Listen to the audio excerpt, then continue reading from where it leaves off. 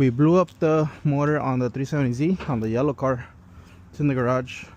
And I have another motor right here that needs a head gasket job. So we're gonna take it to my buddy's. He's gonna help me do the head gasket job, and then we'll slap this one on and we should be ready to go.